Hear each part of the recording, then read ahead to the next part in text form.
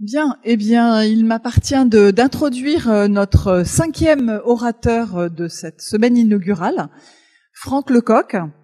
Donc, Franck est à l'origine polytechnicien et ingénieur du génie rural des eaux et forêts. Je crois qu'on appelle ça les IPEF maintenant. C'est la nouvelle appellation.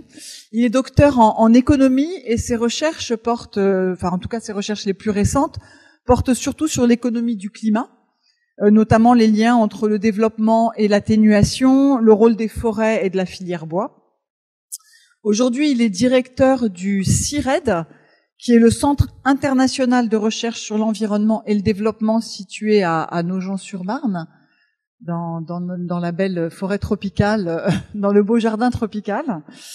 Et il est aussi donc enseignant-chercheur à AgroParisTech, à Paris School of Economics, et aussi à l'école des ponts et chaussées. Mais aujourd'hui, ce qui est surtout important pour vous et pour nous, c'est qu'il a été plusieurs fois auteur de rapports du GIEC et il a été coordinateur d'un chapitre sur le dernier rapport du GIEC du groupe 3, donc dont Valérie Masson n'a pas parlé hier. Et donc, c'est ce dont il va nous parler aujourd'hui, sur les conclusions de ce rapport du groupe 3. Franck, je te laisse la parole. Eh bien, bonjour à toutes et à tous, et merci beaucoup aux organisateurs pour l'invitation et pour me donner l'occasion de dire quelques mots effectivement sur ce que dit ce rapport du groupe 3 du GIEC sur la réduction des émissions de gaz à effet de serre ou atténuation du changement climatique. Alors, je vais recopier ce qu'a fait Valérie hier, c'est-à-dire essayer de diviser ma présentation en 3 blocs, et puis de m'arrêter et de prendre un petit peu des questions à la fin de chacun, histoire il y a pas mal de, vous allez le voir, pas mal de matériel dans ce que je vais vous raconter, et aussi ça permet de rythmer un petit peu plus l'après-midi. Évidemment, alors donc là, ce que je vais essayer de faire, c'est déjà en préambule de dire que moi, je vais essayer de vous retranscrire un certain nombre de messages clés qui ressortent du travail et de l'ensemble des auteurs du rapport du groupe 3. Donc, je suis absolument pas le seul auteur de tout ce que vous allez voir par derrière. C'est le résultat d'un travail collectif extrêmement important. Ce qui sera aussi une façon éventuellement d'esquiver certaines questions là, parce que je suis pas expert de l'ensemble de ce qui est dans le rapport, mais seulement d'une partie. Et je serai éventuellement amené à vous renvoyer sur d'autres personnes plus spécialistes, plus spécialistes. Alors, je voudrais diviser cette présentation donc en 3 parties. Une première sur un petit peu un regard sur le passé, le présent, le futur en termes d'émissions et de scénarios d'émissions. Un deuxième vraiment sur le balayage des options de réduction des émissions de gaz à effet de serre, un peu secteur par secteur. Et puis un troisième sur les barrières à la mise en œuvre de l'ensemble de ces options, sur les façons de surmonter ces barrières, et puis plus largement sur les liens entre réduction des émissions d'un côté et les enjeux, les autres enjeux de développement, ce qu'on recouvre sur le vocable de développement durable. Alors, quelques mots d'abord pour résumer ce rapport du groupe 3 du GIEC. Je disais que j'étais pas tout seul. Ben non, on était 278 à être donc parmi les auteurs principaux du groupe 3, répartis en 17 chapitres. Donc dont je vous montrerai la structure ensuite. Répartis sur 65 pays, presque équilibrés entre pays du Nord et pays du Sud, loin d'être encore équilibrés entre hommes et femmes. Et avec donc une revue de presque 18 000 articles scientifiques différents qui ont été cités dans le rapport, ce qui veut dire qu'en fait le travail, on a revu bien plus, une littérature bien plus importante, mais c'est seulement ces 18 000 là qui ont été retenus et qui font l'objet de citations. Notez d'ailleurs, par petite parenthèse, que c'est un enjeu, je ne sais pas si Valérie a eu l'occasion d'en parler, on a une littérature scientifique sur le sujet du climat qui augmente ces dernières années de façon exponentielle, et les auteurs, lorsque j'ai commencé au GIEC, donc le rapport le 4e rapport d'évaluation qui s'est terminé en 2007, on peut imaginer que à une douzaine d'auteurs par chapitre, on devait connaître à peu près quelque chose comme au moins la moitié, peut-être les 2/3 un sens de la moitié ou 2/3 de la littérature pertinente pour notre chapitre. Là, je pense qu'on est à moins du quart aujourd'hui. ce qui pose une vraie question sur comment est-ce que dans le futur on fait ce type de revue et d'évaluation, avec encore une fois une production scientifique gigantesque et un nombre ensuite d'auteurs qui reste de toute façon qui ne peut pas lui augmenter au même rythme. Il y a une question sur l'avenir du GIEC, mais sur le sens même de ce que c'est qu'une évaluation de la littérature. Je ne vais pas rentrer plus en détail sur le processus. Je crois que Valérie a passé beaucoup de temps pour vous expliquer ce que c'était que le GIEC, comment ça fonctionnait. Et donc de ce point de vue, le groupe 3 n'est absolument pas différent des groupes 1 et des groupes 2. C'est exactement la même séquence. Voilà, donc là il n'y a aucune surprise. Ce qui est différent en revanche, c'est le contenu. Donc ce groupe 3 du GIEC, il a pour mission, depuis le deuxième rapport d'évaluation où les groupes ont été créés, il a pour mission donc d'évaluer les options, de regarder les options d'atténuation, donc la réduction des émissions de gaz à effet de serre. Alors comment ça se présente? Donc j'ai pas amené le rapport avec moi parce qu'il n'est pas encore publié, mais c'est un bouquin de 3000 pages, donc assez épais, qui en fait est structuré de la façon suivante. Vous avez un résumé pour décideurs, un summary for policymakers, je l'ai dans mon sac, qui est d'une 50aine de pages, qui est vraiment le résumé qui lui a fait l'objet d'une négociation entre les gouvernements et les scientifiques. Vous avez ensuite un résumé technique qui fait 150 pages, enfin le triple on va dire, qui est déjà un résumé donc ça c'est le résumé pour décideurs, le rapport du groupe 3, ça c'est on montre juste l'épaisseur, le résumé technique. Et ensuite, vous avez chacun des chapitres. Donc la structure de ce rapport, elle commence donc par une introduction et un cadrage. On a ensuite 3 chapitres, 2, 3, 4, qui sont sur les émissions, les trajectoires d'émissions. On regarde d'abord le passé. Qu'est-ce qui s'est passé, pourquoi, et ensuite on projette dans le futur. Et cette fois-ci, on avait à la fois des choses plutôt sur le futur lointain, le chapitre 3, pour faire le lien avec les modèles de climat, et puis un chapitre nouveau, le chapitre 4, que j'ai co-coordonné avec un collègue de l'Université du Cap en Afrique du Sud, le professeur Harald Winkler, qui lui regardait les trajectoires de réduction des émissions et de développement à court et moyen terme. Court et moyen terme, ça veut dire à l'horizon 2030 et 2050. Alors que le chapitre 3, lui, était plutôt sur le long terme, donc plutôt les horizons 2100, pour faire vraiment le lien avec nos collègues climato.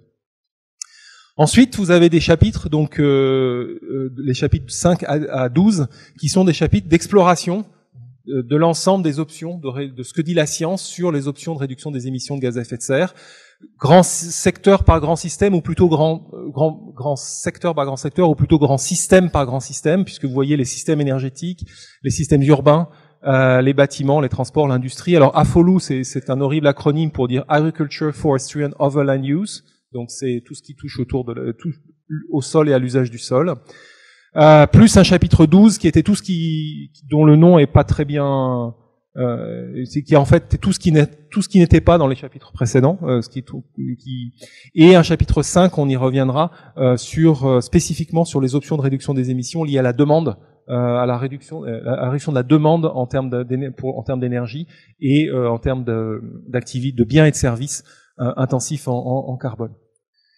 Et puis ensuite, donc les chapitres 13 à 16, eux, regardent plutôt comment mettre en œuvre l'ensemble de ces options qu'on a balayées précédemment, en regardant notamment les politiques publiques aux échelles nationales, régionales, aux échelles globales, chapitre 13 et 14, les questions de financement, évidemment centrales, chapitre 15, et puis un petit nouveau là aussi, un chapitre 16 sur l'innovation, et le développement technologique.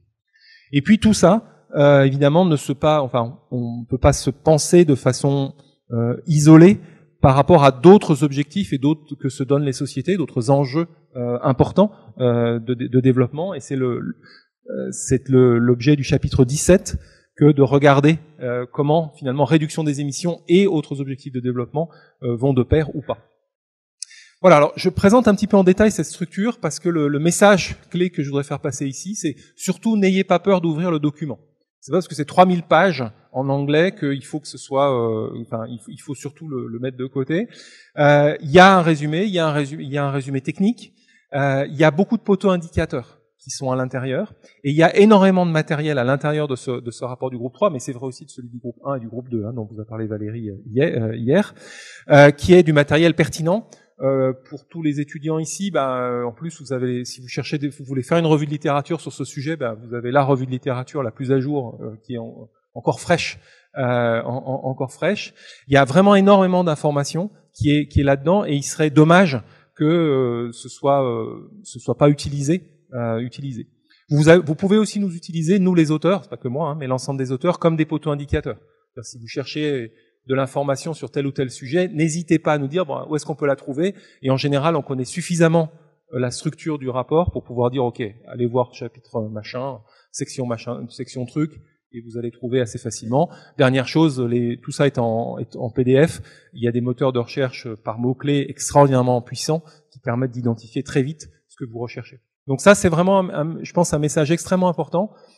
Pas juste se contenter des belles présentations qu'on peut faire, aussi jolies soient-elles, mais de mobiliser la matière qui est derrière. C'est quand même, comme vous l'avez vu, un travail gigantesque. Et en tant qu'auteur, je trouverais dommage que ce soit ensuite un joli bouquin qui prenne la poussière sur des étagères. Alors, qu'est-ce qui raconte ce rapport? La première chose, c'est effectivement d'avoir un peu un regard rétrospectif sur ce qui s'est passé typiquement depuis le précédent rapport qui était sorti en 2014 et 2015, donc le 5e rapport d'évaluation. Qu'est-ce qu'on a vu? On a vu que je vais commencer par celle-là. Effectivement, on va commencer je passerai par celle-là. D'abord, de plus en plus d'actions qui ont été mises en œuvre pour lutter contre le réchauffement climatique, donc une accélération notable des efforts. On estime qu'il y a près de la moitié des émissions dans le monde qui sont d'une façon ou d'une autre sous le coup d'une politique qui les contrôle, qui les limite. Ça peut être une norme, ça peut être une taxe, ça peut être... Donc on met tout ça ensemble. Donc c'est tout à fait significatif. Et c'est quelque chose qui est un vrai changement par rapport à les évaluations qu'on a pu faire il y a 6 ou 7 ans. On observe des limitations, voire des baisses d'émissions dans un certain nombre de pays. On observe aussi que ces politiques et mesures, elles sont prises non seulement, ces engagements, ils sont pris non seulement à des échelles nationales, mais aussi à des échelles sous-nationales. Vous avez tous entendu parler, je pense, des engagements pris par les villes, les grandes villes, le C40 et un certain nombre d'autres groupes. Mais il y a aussi des efforts qui sont réalisés par à l'échelle de régions ou d'États, dans les États fédéraux. On a aussi des efforts qui sont mis en œuvre par des industries, des secteurs industriels ou des filières industrielles. Donc il y a une activité significative en termes de réduction d'émissions.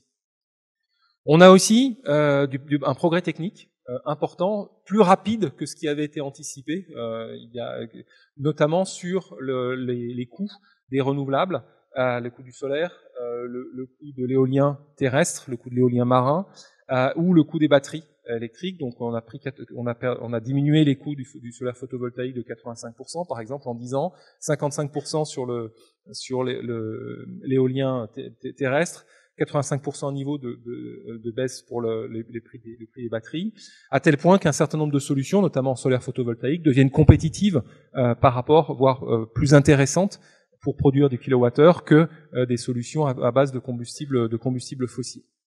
Et ces baisses de coûts rapides se sont traduites par des augmentations de la part de ces technologies dans les parcs énergétiques. Alors, vous voyez, les courbes donc sont rassurantes parce que c'est des jolies exponentielles.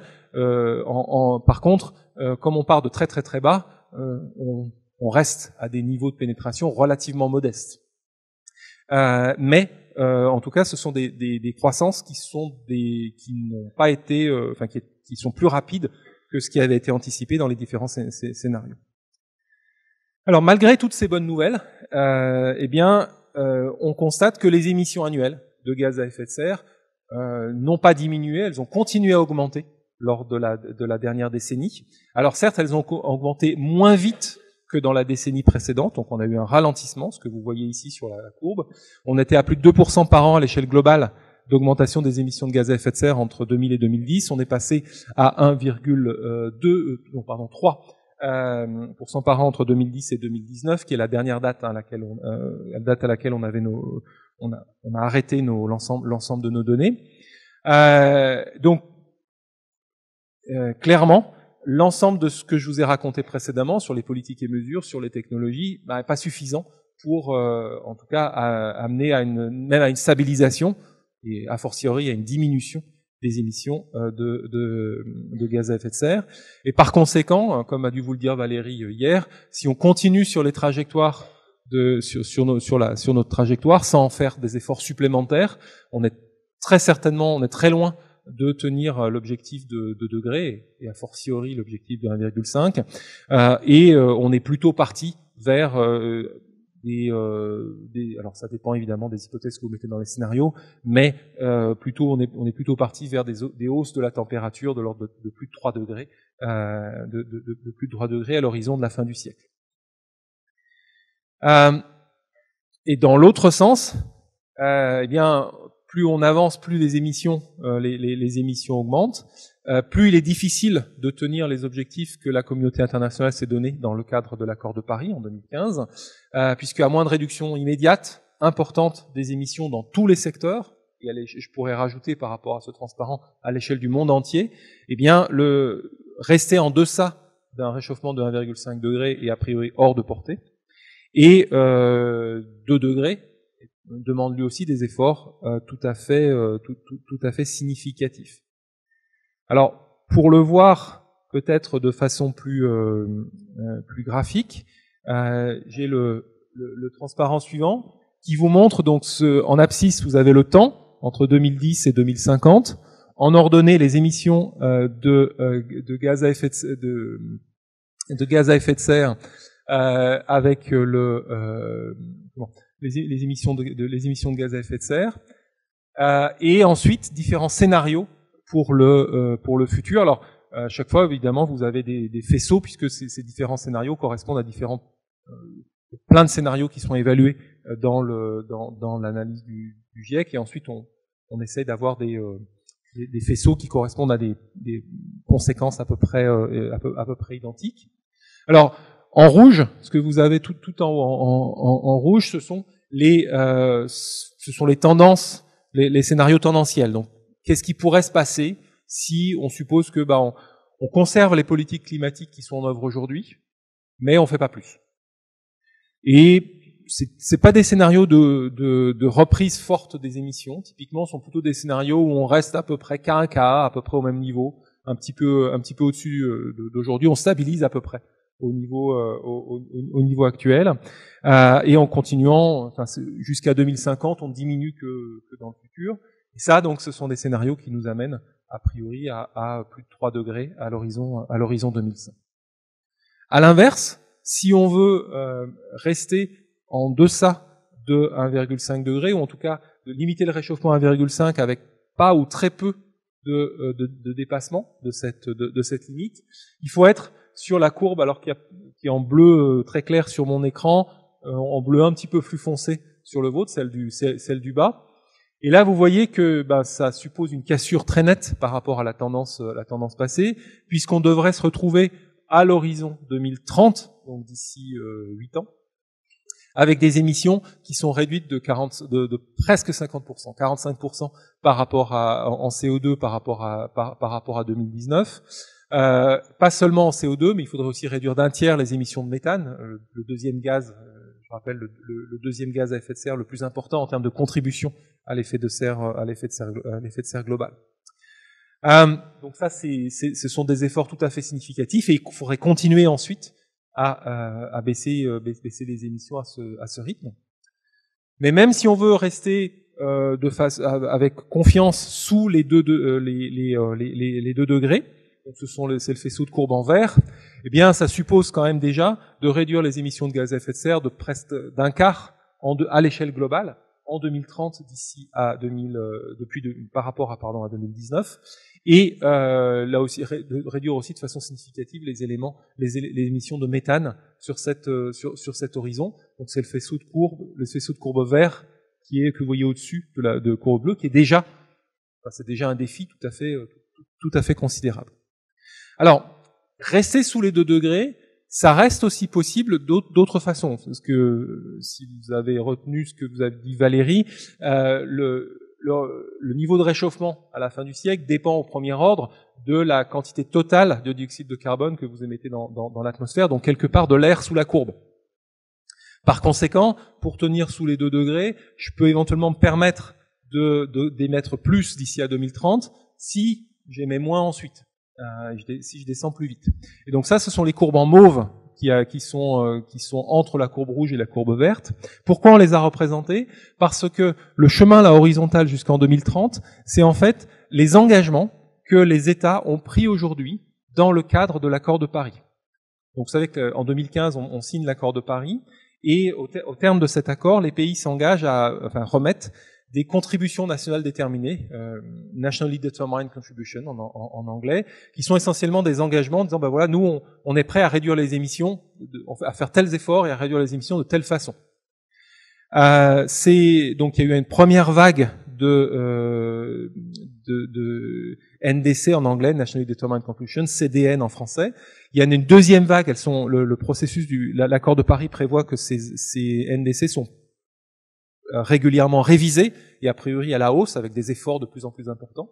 Et ce que vous voyez donc sur la courbe mauve jusqu'en 2030, c'est finalement la compilation qu'on a faite dans notre chapitre de l'ensemble des engagements pris par les États à cet horizon de 2030, en tout cas engagements tels qu'ils étaient au moment où on a fini la bibliographie, donc en gros en octobre de l'année dernière. C'est ça la date. Il y a eu des choses supplémentaires depuis, mais qui font malheureusement pas bouger si significativement que ça la courbe, le point de passage. Donc vous voyez que la courbe alors pourquoi c'est un faisceau et pourquoi c'est pas un point? C'est parce qu'un certain nombre de ces engagements sont pas pris en disant voilà, on vise 500 millions de tonnes de CO2 émis en 2030, mais ils disent ben voilà, par exemple on vise un ratio émissions sur PIB de tant de tonnes de CO2 par point de PIB à ce moment-là. Et donc vous avez une incertitude en fonction évidemment du niveau de PIB du pays à ce moment-là. Vous avez dans d'autres cas, on donne pas un objectif en termes de résultats, mais on donne un objectif en termes de moyens. On va faire ça. Et là, c'est de la modélisation pour essayer d'anticiper quelles pourraient être les conséquences de ces engagements. D'où la barre, dont vous voyez qu'effectivement elle sort du faisceau de courbes rouges, donc ça veut dire que c'est bien un effort par rapport au statu quo. Les engagements pris par les États représentent bien une diminution des émissions par rapport à ce statu quo, mais absolument pas suffisante pour être sur la courbe verte et a fortiori sur la courbe bleue. Alors on pourrait toujours tenir 2 degrés,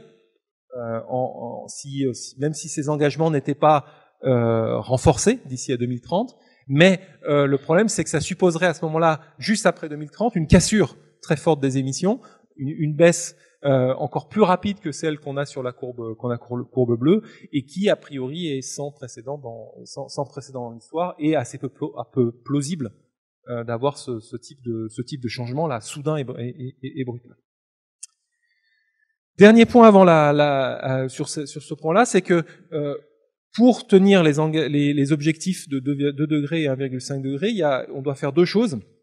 Non seulement effectivement diminuer les émissions de façon rapide, coordonnée sur l'ensemble des secteurs d'ici à 2030, mais aussi continuer cette diminution sur les décennies suivantes, de telle sorte que l'on arrive à ce qu'on appelle la neutralité carbone à l'horizon du milieu du siècle. Donc neutralité carbone, ça je pense que Valérie a pas mal en parler, c'est l'idée que vos émissions de gaz à effet de serre résiduelles, celles que vous pouvez vraiment pas éviter parce que vous avez vraiment besoin des biens et des services qui sont associés et vous n'avez vraiment pas les technologies qui permettent de produire ces biens et ces services d'une autre façon que en générant ces émissions, et bien que ces émissions résiduelles, elles soient compensées par la même quantité de capture et de stockage du carbone, par exemple dans les puits, dans les sols et dans les puits forestiers et dans les sols, dans les prairies et puis dans les sols, ou par d'autres méthodes. Plus évidemment vous avez l'ambition de limiter le réchauffement à un niveau qui est bas, plus tôt il faut que vous atteigniez la neutralité carbone. globalement, dans la plupart des scénarios, 2 degrés, vous devez atteindre à l'échelle globale la neutralité carbone à l'horizon 2070. Si vous êtes plutôt sur du 1,5 degré, à l'échelle globale, il faut que vous y soyez à l'horizon 2050. Donc là encore, un défi qui est, c'est 20 ans, et c'est 20 ans qui comptent de façon importante. Voilà, pour cette première partie qui résume très rapidement les chapitres, en fait, 2, 3 et 4 du rapport. Est-ce que vous avez des questions, interrogations à ce sujet? Bonjour. Oui, j'ai une question par rapport à la neutralité carbone. On entend souvent parler du chiffre de 2 tonnes par personne par an. Est-ce que ça correspond à la neutralité carbone, à ce qu'on peut ensuite capturer? Alors, 2 tonnes par personne et par an à 7 milliards, ça nous fait 14 milliards de tonnes, ça nous fait 14 milliards de tonnes par an. Ça fait 14 milliards par an, ça veut dire une diminution, ça veut dire qu'on arrive à des émissions brutes à 14 et une séquestration à 14. A priori, on est déjà trop haut. Je pense que parce que alors en tout cas sur un c'est un séquestré. Alors là, il faudrait vérifier avec les collègues qui ont vraiment travaillé sur les options de séquestration, mais je vais y revenir un petit peu après. Aujourd'hui, pour arriver à la neutralité carbone, donc pour séquestrer, la seule technologie entre guillemets qu'on maîtrise vraiment, c'est de planter des arbres, changer l'usage du sol pour séquestrer plus de carbone dans la biomasse et ensuite dans les sols. Toutes les autres technologies qui sont revues dans le chapitre 12 du rapport restent à des états basés sur d'autres procédés physiques et chimiques, restent pour l'instant à des états d'utopie technique. On peut voir des procédés, mais leur mise en œuvre, les risques qui sont associés, etc., sont très loin, les coûts sont très très loin d'être connus et maîtrisés. Et le grand sujet sur la séquestration du carbone, c'est que vous avez c'est que pour faire ça, vous avez séquestration du carbone dans la biomasse, ça veut dire que vous allez dédier de l'espace pour ce faire, à dédier de la terre pour ce faire, avec donc si vous l'utilisez pour de la biomasse, pour stocker du carbone dans la biomasse, vous l'utilisez pas ou pas forcément pour autre chose, pour l'alimentation, pour la protection de la biodiversité, etc. Les scénarios justement du 5e rapport d'évaluation du GIEC mettaient énormément l'accent sur la séquestration du carbone dans la biomasse, avec énormément d'hectares à la clé. La publication de ces scénarios a fait bondir l'ensemble des collègues travaillant plutôt en écologie, travaillant sur la sécurité alimentaire, etc. ont déclenché une énorme, beaucoup de travaux de recherche, justement, qui ont abouti non pas à écarter ces solutions-là, mais à en limiter la portée, en limiter la portée parce que, là encore, les sols, la terre a beaucoup d'autres fonctions que celle simplement d'être un coffre-fort à carbone. Et ça a notamment donné lieu à un rapport spécial du GIEC sur l'usage du sol, dont Nathalie a été autrice. Voilà, donc là il y a vraiment un point extrêmement important d'attention là-dessus. A priori, il faudrait descendre. Il me semble qu'il faudrait descendre plus bas que ce niveau. D'autres questions?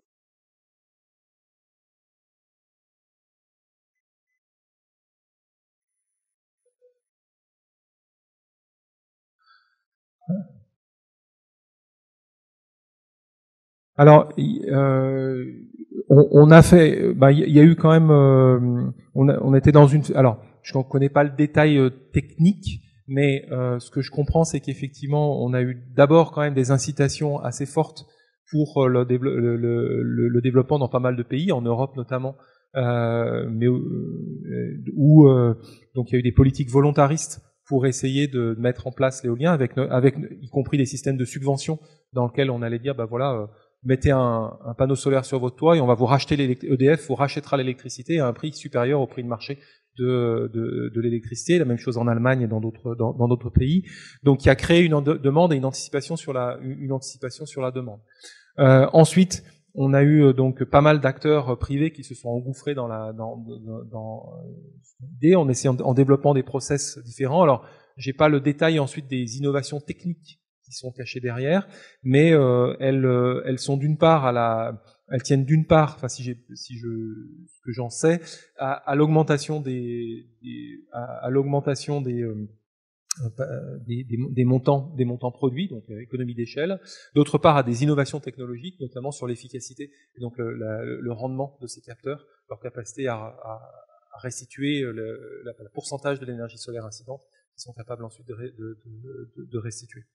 Voilà, avec un certain nombre d'acteurs qui se sont placés, qui ont anticipé. Je pense qu'il y a derrière ça, il y a aussi une question de coordination des anticipations sur le fait qu'on était sur des marchés porteurs dans le futur et qui ont lancé un certain nombre d'acteurs, enfin induit un certain nombre d'acteurs à faire des efforts de recherche et développement dans ce domaine.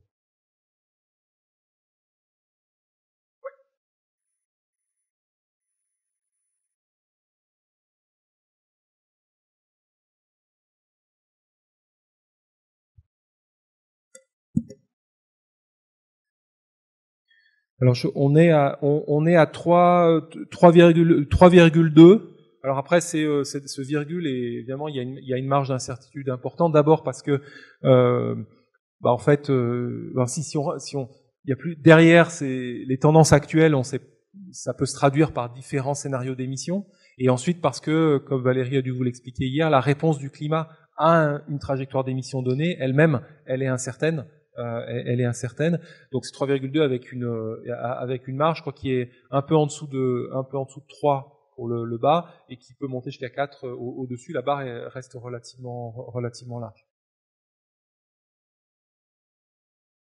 D'autres questions? Non? Dans ce cas, de toute façon, n'hésitez pas même à revenir sur cette première partie derrière. Je vais passer à la suite.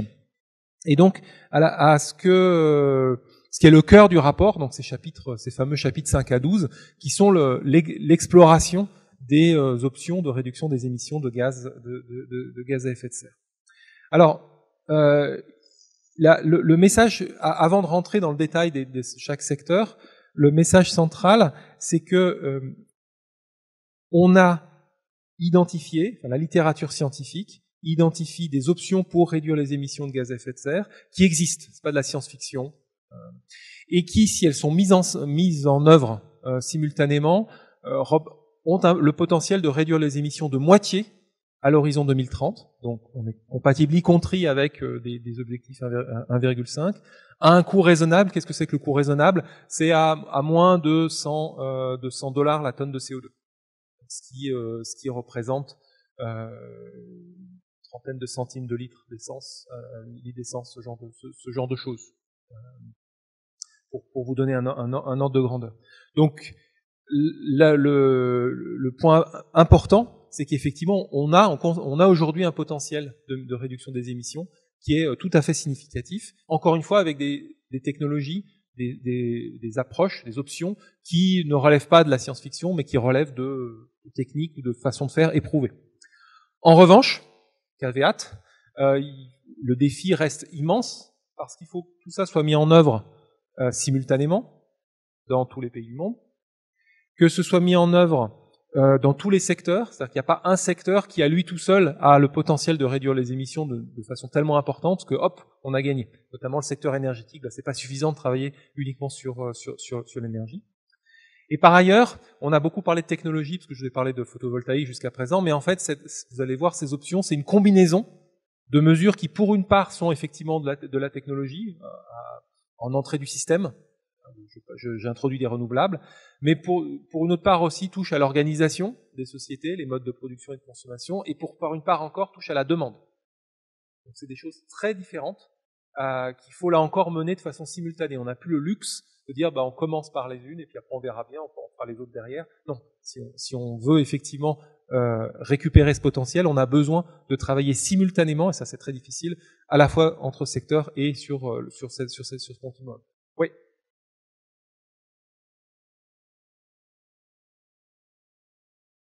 Alors, je reviendrai dans la troisième partie là-dessus. Gardez la question au chaud pour ce moment-là. Alors, ce potentiel, il est d'abord, je vous montre d'abord une sorte de vision d'ensemble. Alors, c'est une figure qui est assez difficile à voir, même si elle est en assez grand. Elle est dans le chapitre 12, qui fait la synthèse de l'ensemble du potentiel. Donc, vous avez par grand secteur, ensuite par grande forme d'atténuation, un potentiel de réduction des émissions tel qu'il peut sortir de la littérature. Donc c'est la longueur de la barre avec une barre d'erreur. Hein. Tout ça c'est une synthèse d'énormément de travaux de recherche, secteur par secteur, option par option. J'en vois qui photographient. Vous pouvez, je pense qu'on va donner j'espère en tout cas que les transparents pourront être diffusés. C'est les transparents du GIEC, hein, donc c'est pas des choses, il n'y a rien de privé ou quoi que ce soit. Plus la couleur vous donne les coûts de réduction des émissions. Et plus c'est rouge, plus les coûts sont élevés. Alors, ce qui est intéressant de voir, c'est qu'effectivement, vous avez des options de réduction des émissions qui sont dans l'ensemble des secteurs, que mis à part quelques options, l'introduction des renouvelables, éolien, photovoltaïque, et puis séquestration du carbone dans l'agriculture et limitation de la déforestation. Vous avez ensuite des barres qui sont relativement petite en termes de potentiel, donc là encore c'est l'accumulation qui compte et pas juste une option qui à elle toute seule permet de réduire les émissions.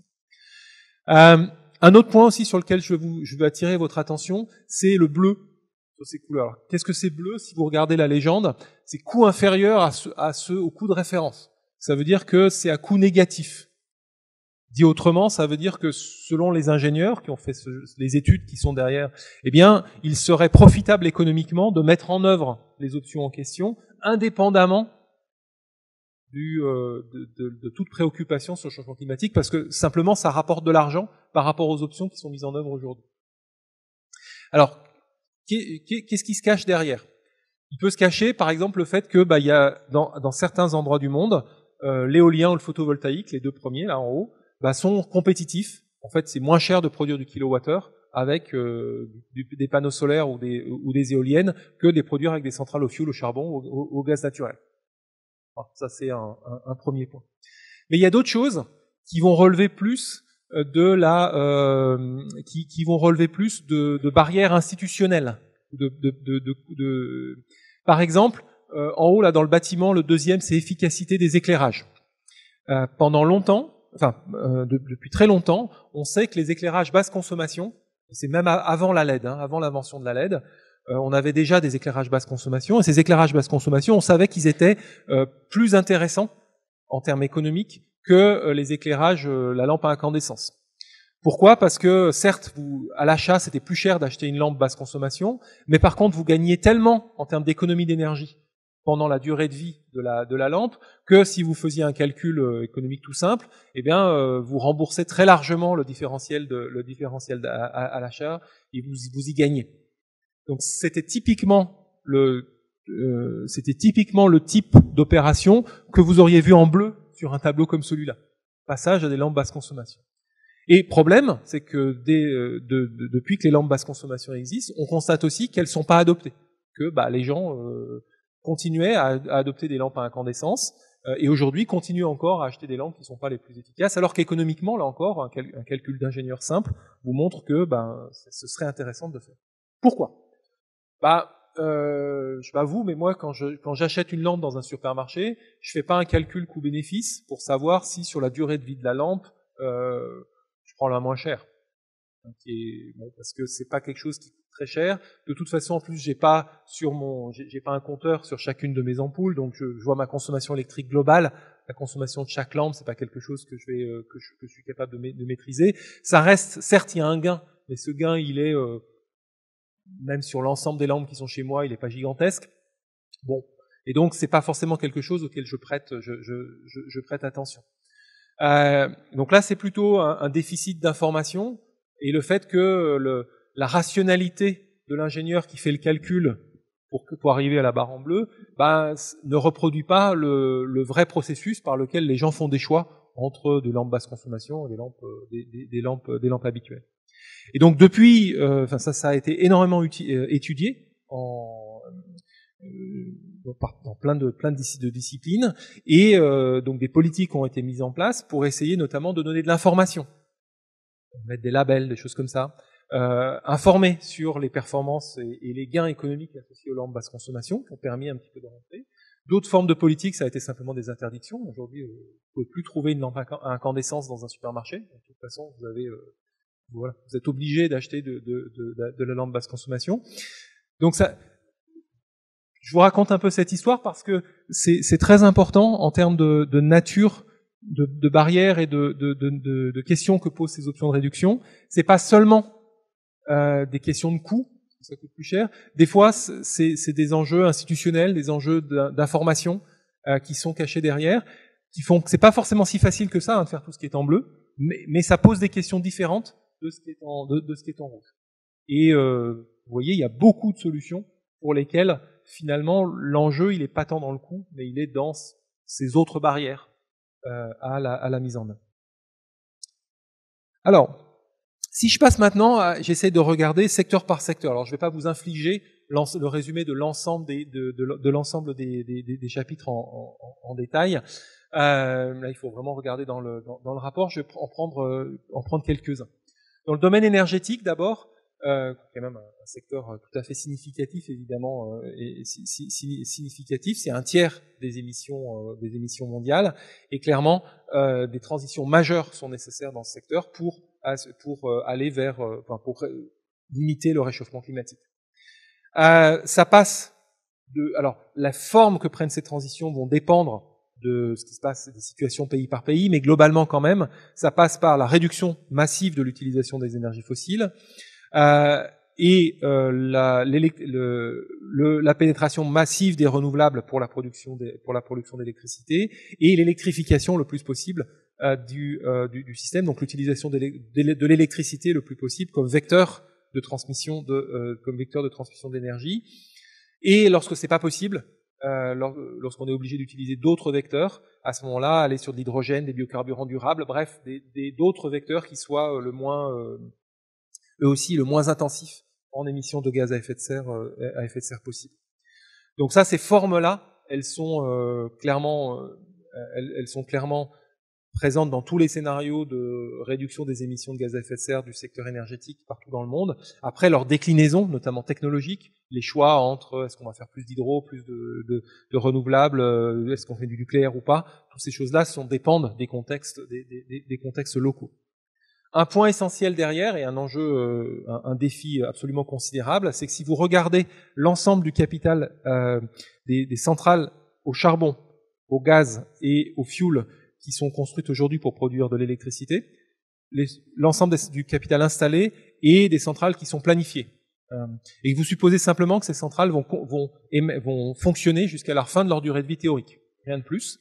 Et bien là, vous émettez plus de dioxyde de carbone dans l'atmosphère que le budget total auquel vous avez droit pour rester en deçà de 1,5, et vous émettez à peu près autant de dioxyde de carbone dans l'atmosphère que le budget total auquel vous avez droit pour tenir à 2 degrés.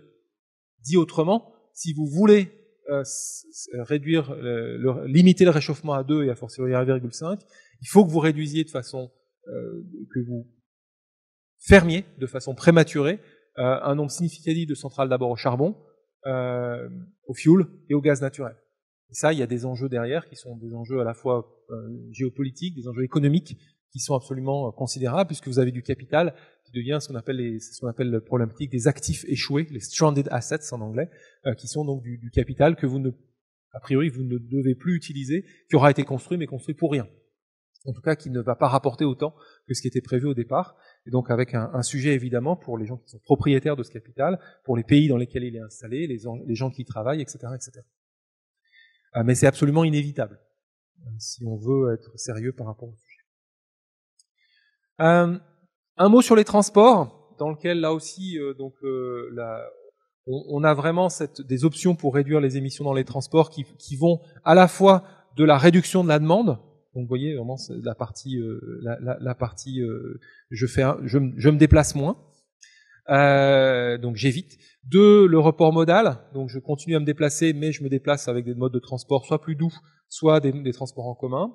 Et puis j'améliore l'efficacité des véhicules. C'est cet ensemble-là, là encore, qui permet de réduire les émissions dans les transports, avec 2 points critiques, l'aviation et le transport maritime, dans lesquels les vecteurs énergétiques alternatifs à l'électricité sont a priori nécessaires. Évidemment, tout ça est lié, c'est-à-dire que cette réduction dans les transports, des émissions dans les transports, elle peut passer par l'électrification, mais ça suppose que vos véhicules électriques soient eux-mêmes alimentés par de l'électricité propre, et donc c'est lié à ce qui se passe dans le secteur énergétique, dans le secteur électrique, pardon. Alors, je voudrais dire un mot maintenant sur le chapitre 5 et sur la demande, la réduction des émissions dans le domaine de la demande et des services. C'est un chapitre qui est nouveau, qui traduit le fait que la littérature, il y a une littérature beaucoup plus développée ces dernières années sur tout ce qui concerne les possibilités de réduire les émissions de la part des individus, des ménages, des entreprises, et donc mais lié vraiment non pas à la technologie d'offre, mais plutôt à l'autre bout de la chaîne, à la demande. Quand on met cette littérature ensemble et qu'on essaie d'estimer le potentiel de réduction des émissions qui est derrière, c'est significatif puisqu'on est, alors vous voyez la barre d'erreur, entre 40 et 70% à l'horizon 2050. Je reviendrai sur cet horizon.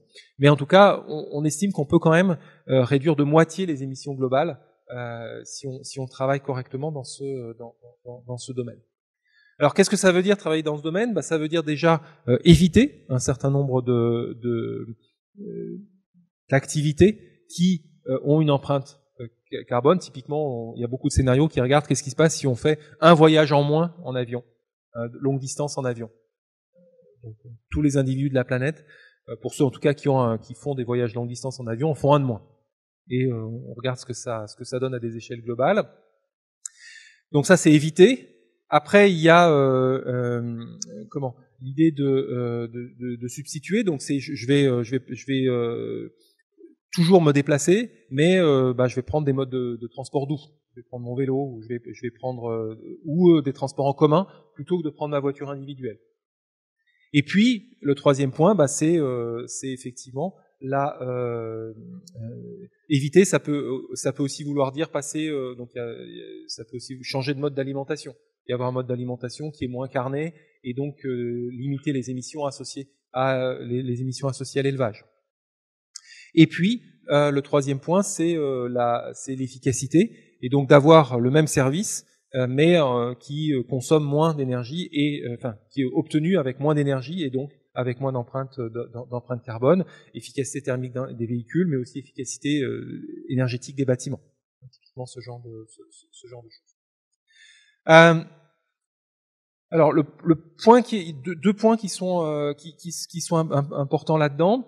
Le premier, c'est que il faut pas lier la demande avec la demande à la fin, c'est des choix individuels, mais ces choix individuels eux-mêmes dépendent souvent, pour être mis en œuvre, de choix collectifs. Typiquement, si je peux avoir envie de prendre mon vélo pour aller au travail, formidable. Sauf que si je peux pas me loger de façon décente et abordable à proximité de mon travail, je prendrai pas mon vélo parce que ce sera trop loin. Et puis même si j'habite pas trop loin, il faut que je puisse prendre mon vélo et que j'aille sur la route sans risquer de me faire tuer, d'avoir un accident. Ça veut dire qu'il faut que j'ai une piste cyclable ou une voie en site propre. Ça, c'est de la décision collective. Politique des transports, politique du logement. Donc ce chapitre-là, en fait, il étudie pas que les décisions individuelles, mais aussi les décisions collectives qui rendent ces choix individuels possibles. Ça, c'est extrêmement important. La deuxième chose, il faut aussi, évidemment toute la discussion dès qu'on entre sur la question de la demande, c'est oui, mais ça veut dire, il y a des façons de caricaturer ce truc-là sur, faut serrer la ceinture, et puis on retourne au néolithique, on retourne au Moyen Âge. Faut imaginer toutes les caricatures qui sont derrière. Et donc avec en outre, c'est d'autant plus important à l'échelle globale quand vous travaillez à l'échelle de la planète comme on l'a fait dans le cas du GIEC, qu'il y a de très nombreuses personnes sur la planète, des millions et des millions de personnes qui vivent aujourd'hui, quelle que soit la définition que vous preniez, dans une situation, avec des conditions de vie qui ne sont pas décentes et qui ont besoin, pour avoir des conditions de vie décentes, de consommer plus, de se déplacer plus, et donc d'avoir une empreinte énergétique une empreinte carbone plus importante que celle qu'elles ont aujourd'hui. Donc là, il y a une énorme littérature aussi qui s'est penchée sur ces questions-là et qui montre de façon assez claire que on peut tout à fait envisager des mondes bas carbone, des mondes 2 degrés ou 1,5, dans lesquels vous sortez ces populations vous améliorez les conditions de vie de ces populations. Les émissions de gaz à effet de serre, elles sont très largement, très inégalement distribuées, à la fois entre pays, mais aussi à l'intérieur de chaque pays, entre les couches de la population, notamment en fonction du revenu, mais pas que. Vous avez ici un graphe qui vous montre pour chaque région du monde les émissions de gaz à effet de serre par tête en fonction donc dans les différentes régions, et on voit qu'on a une distribution qui est très importante. Et ça implique aussi que ces modifications et ces changements des modes de vie, ce ne sont pas des choses qui concernent tout le monde de la même façon. Il y a notamment un potentiel plus important vers les populations les plus riches, tout en leur conservant un niveau de bien-être, là encore, quelle que soit la mesure qu'on en prend, qui est inchangé. Mais évidemment, cette différenciation-là entre pays et à l'intérieur de chaque pays, elle est aussi politiquement pas du tout évidente à mettre en œuvre. Alors, je vais passer là-dessus. Peut-être dire un mot sur je voudrais dire un mot sur les villes.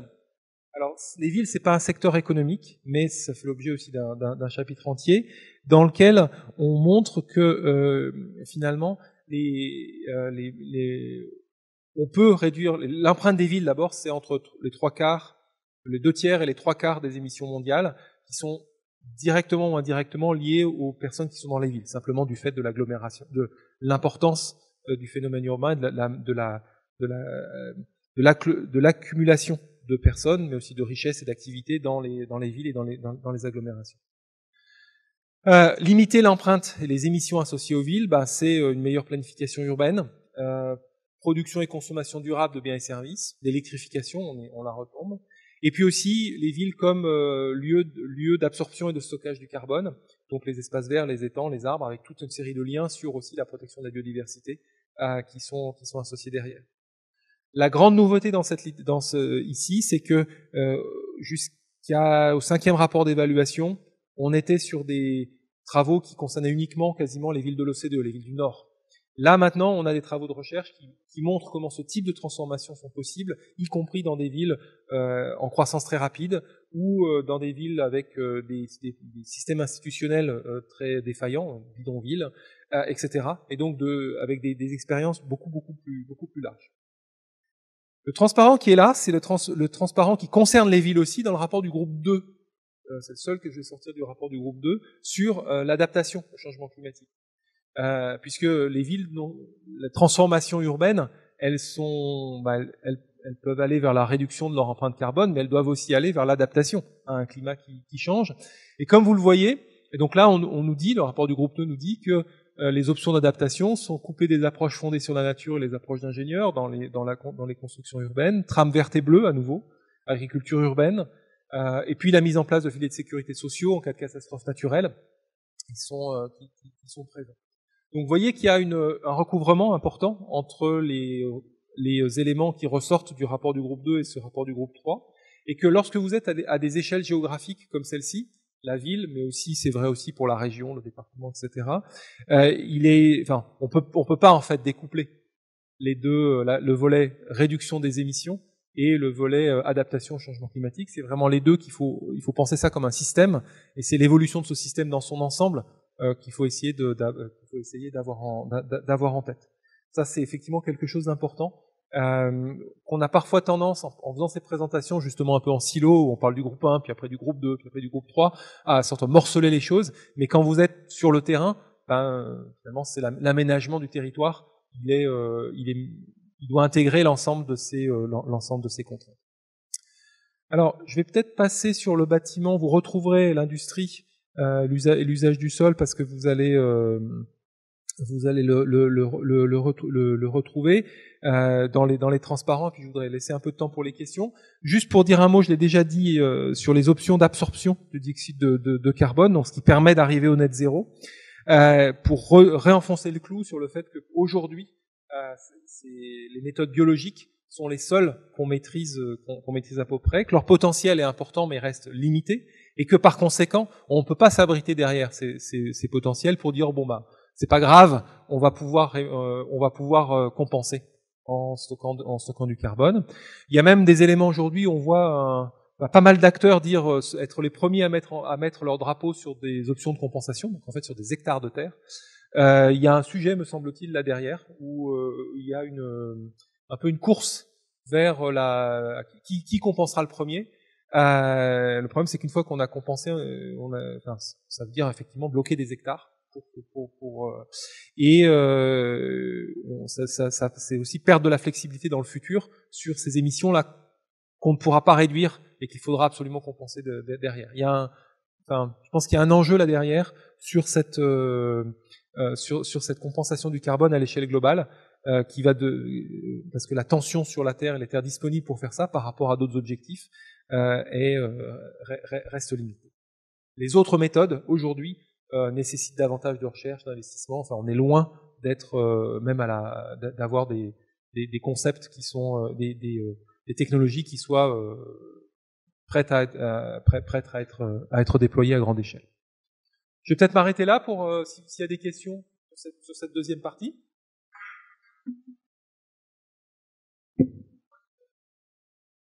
Attends, je donne le micro.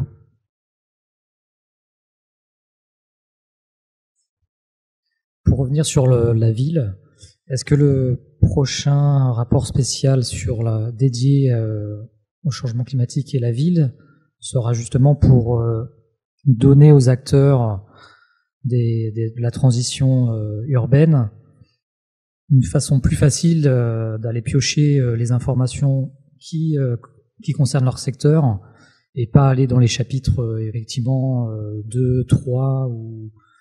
Parce qu'on sait bien que c'est assez compliqué d'aller dans ces rapports. On survole souvent les chapitres ou même les rapports techniques. Et donc ce prochain rapport sur la ville sera dédié à ça, à tout concentrer dans un même rapport spécial, c'est ça? Alors effectivement, donc il est prévu que dans le prochain cycle du GIEC, donc il y ait un rapport spécial sur le sujet. Ce rapport, comme tous les rapports spéciaux, il va mettre ensemble des gens qui sont des trois groupes du GIEC, 1, 2, 3. Par conséquent, il va avoir une vision, il va par structure avoir une vision, proposer une vision plus intégrée déjà des enjeux d'adaptation, atténuation, par exemple. Voilà, donc ça effectivement oui. Il va probablement permettre aussi d'aller plus loin, parce que qui dit un rapport technique, un rapport spécial sur un sujet, c'est qu'on va plus en profondeur dans l'analyse de la littérature qu'on peut le faire dans chacun dans les rapports d'ensemble, donc 2. Par contre, je m'inscris en faux quand l'idée que c'est pas accessible. Il y a aujourd'hui, il y a précisément depuis le 5e rapport, il y a un chapitre spécial dédié à la ville qui avait en existait pas, c'est-à-dire qu'il y avait effectivement, vous aviez un chapitre transport, un chapitre bâtiment, un chapitre déchets, et puis une ville c'était à la fois ces gens qui géraient tout ça, et il fallait pour le coup piocher de l'information partout. Là, il y a quand même des chapitres qui sont un chapitre dédié dans le rapport du groupe 3, donc c'est le chapitre 8 de mémoire, et il y a un chapitre dédié dans le rapport du groupe 2, alors vous trouverez dans le sommaire, je l'ai plus en tête. Voilà, donc là vous avez dans chacun un chapitre qui vous parle de la ville, regardez dedans. Et ensuite, il va renvoyer vers, s'il y a des choses plus spécialisées sur les transports, il va vous renvoyer le chapitre transport, le chapitre déchets, etc. Donc il y a quand même, voilà, essayez de regarder, je suis à votre disposition pour aider à rentrer dedans. Il y avait une question ici? Alors, ouais.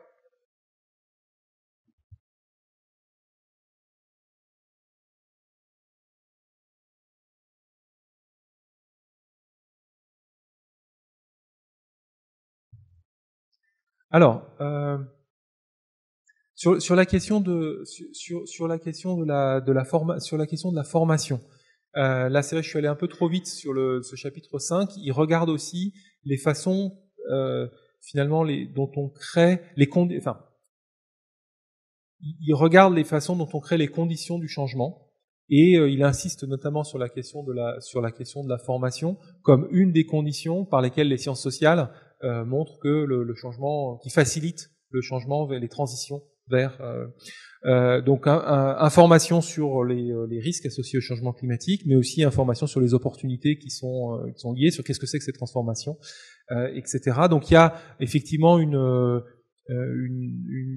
et plus largement, il y a une discussion sur la façon dont différents acteurs de la société peuvent faciliter la transformation dans leurs différents rôles. que ce soit leur rôle d'éducateur, leur rôle de modèle. Donc c'est des influenceurs sur Internet, c'est le rôle de modèle que peuvent avoir aussi des dirigeants, que peuvent avoir des hommes politiques, qui peuvent avoir etc. Ou des footballeurs, voilà, des gens célèbres. Donc là, il y a effectivement un regard là-dessus et une insistance, c'est démontré, hein, sur le fait qu'effectivement la climate literacy, l'importance de la connaissance du sujet et l'éducation sont importantes pour faciliter les prises de décision dans le domaine de la transition. Pas suffisante, on le voit bien aujourd'hui, mais participe au sujet. Sur la question démographique, là il y a beaucoup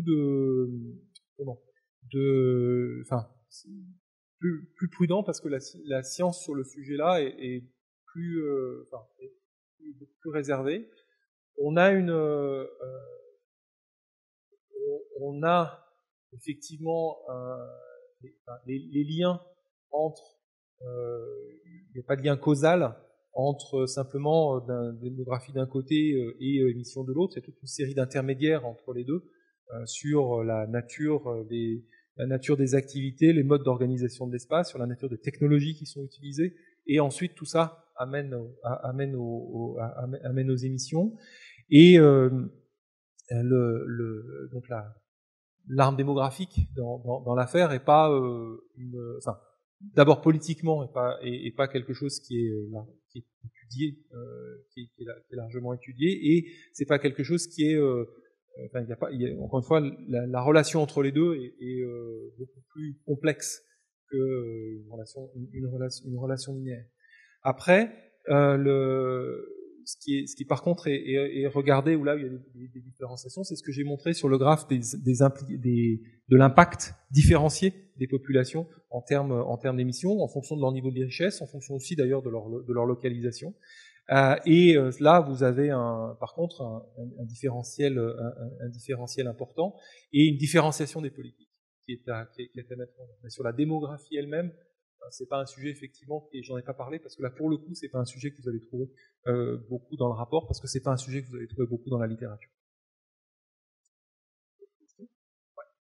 Est-ce que vous avez des ordres de grandeur sur les pourcentages de CO2 qu'on peut stocker grâce aux techniques de stockage, d'absorption de CO2?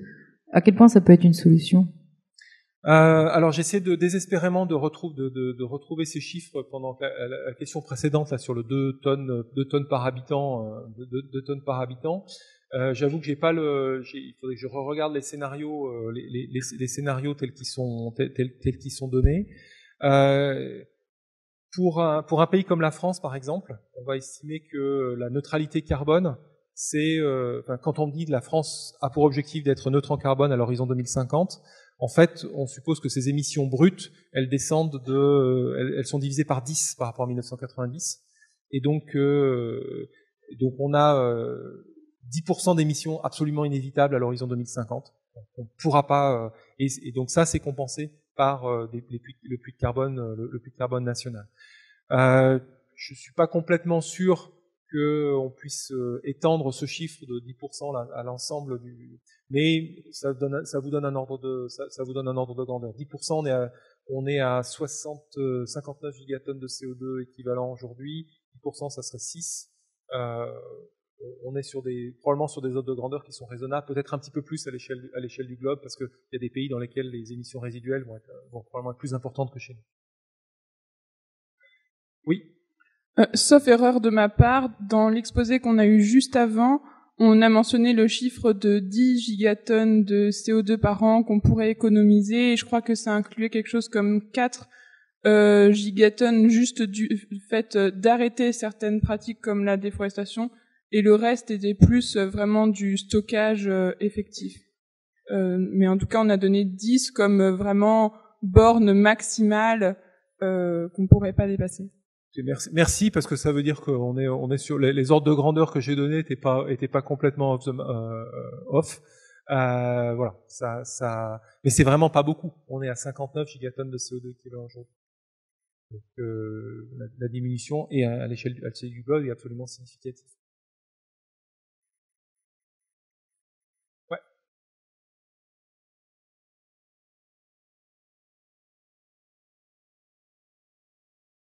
Oui. Derrière, il y a une hypothèse, je suppose, qui est que l'activité économique reste la même, enfin les usages restent les mêmes. Et derrière ça, il y a la question, si les choses sont moins chères, on risque probablement d'en consommer plus, donc le bilan est peut-être moins positif. Enfin, alors, comment c'est pris en compte en tout cas? Ouais, alors, ok. Donc, en fait, vous avez deux façons. Peut-être je dis un mot de méthode avant de revenir.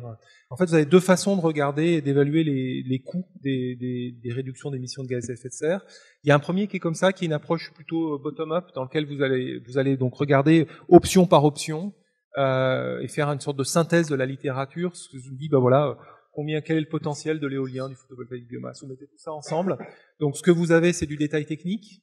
Par contre, vous n'avez pas forcément cohérence entre les différentes études sur les scénarios de référence, donc le niveau de l'activité que vous avez, et vous avez ensuite des effets de système qui sont pas pris en compte, qui font que peut-être de la mise en œuvre très massive d'éolien et de photovoltaïque et de biomasse et d'hydroélectricité ensemble change votre secteur électrique avec des effets macroéconomiques qui sont pas des effets de système pas pris en compte derrière.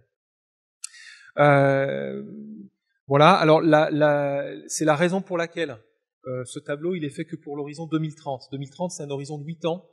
C'est un horizon qui est quand même relatif, 10 ans par rapport à la littérature en question. C'est relativement court, et donc c'est un horizon sur lequel on peut considérer que les trajectoires de référence sont pas si divergentes que ça. Il y a eu des tentatives, des demandes faites à ce chapitre 12 de faire le même tableau pour 2050, et ils ont refusé. Parce que la littérature, d'abord, il y avait moins de littérature pour faire ça, et justement, le problème méthodologique associé aux trajectoires de référence sous-jacentes, elle était tellement importante qu'on commençait vraiment à comparer des torchons et des cernières.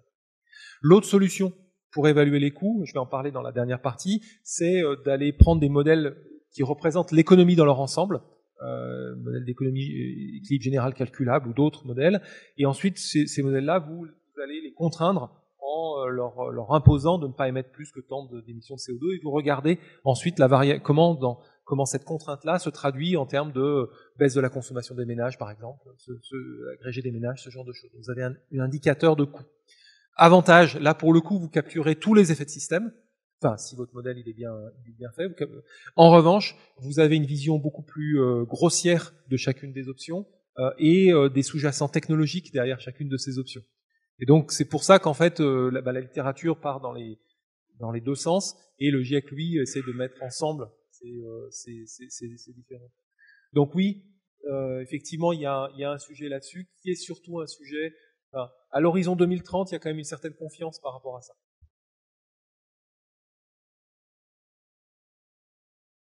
On passe à la suite. Alors oui, parce que je vois que le temps leur tourne. Donc je voulais dire un mot pour terminer sur les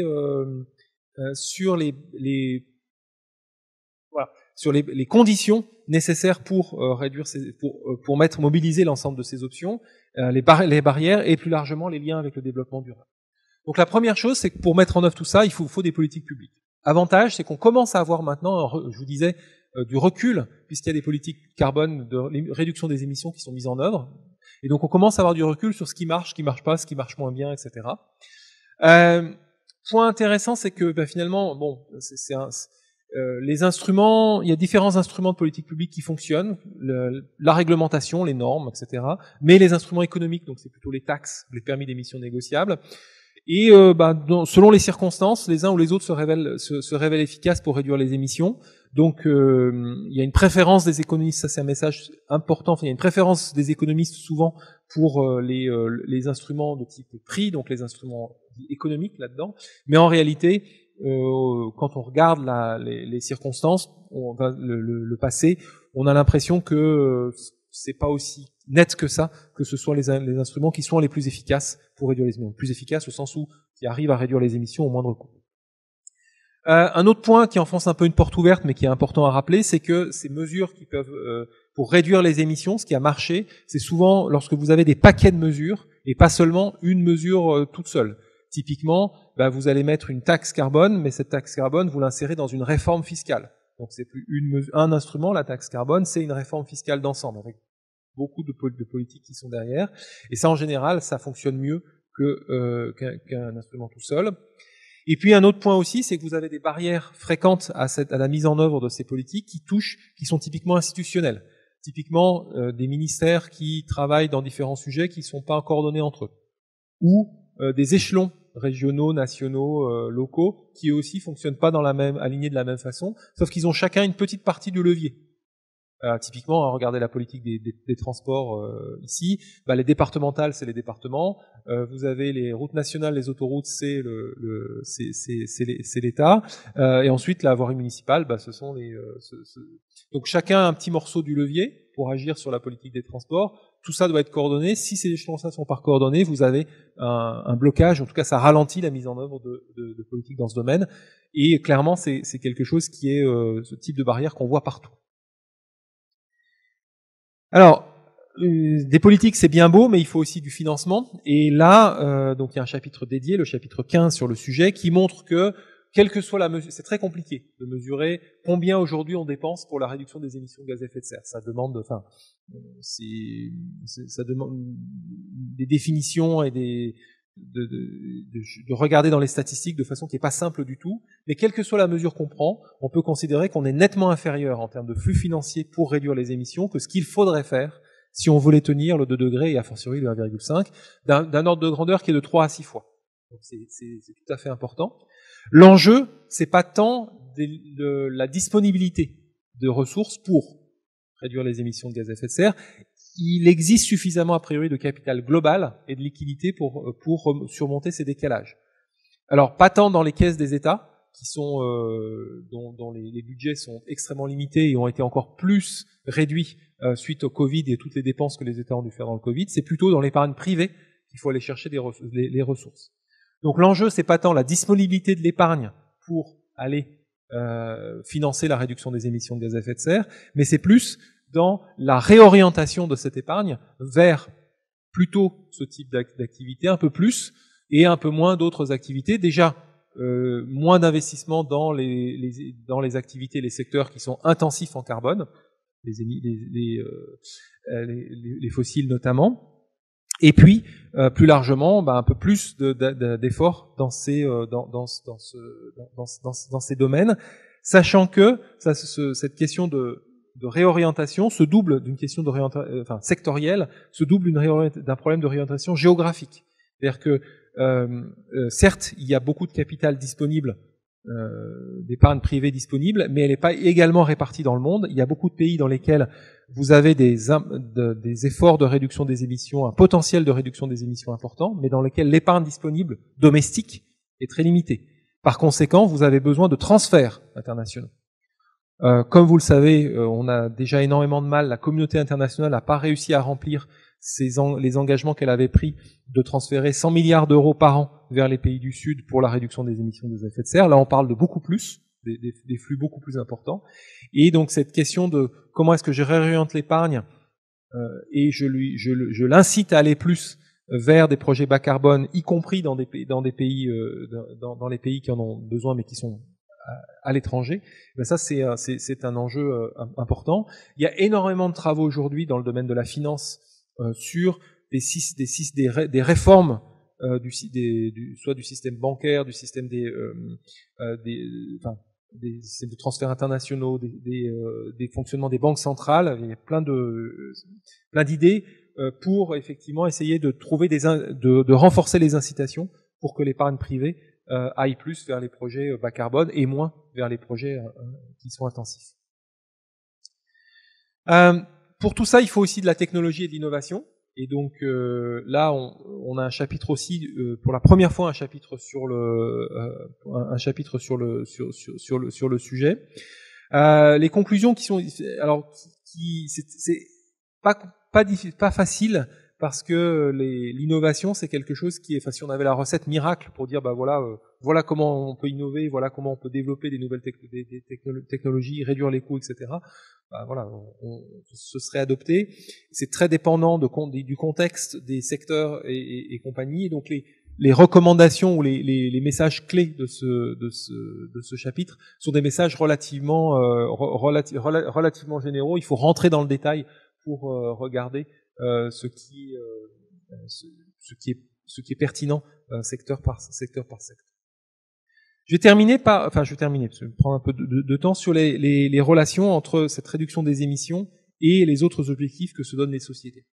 Tout ce que je vous ai raconté là, c'est quand même l'histoire d'une transformation majeure des modes de production et de consommation à l'échelle globale et de façon extrêmement accélérée.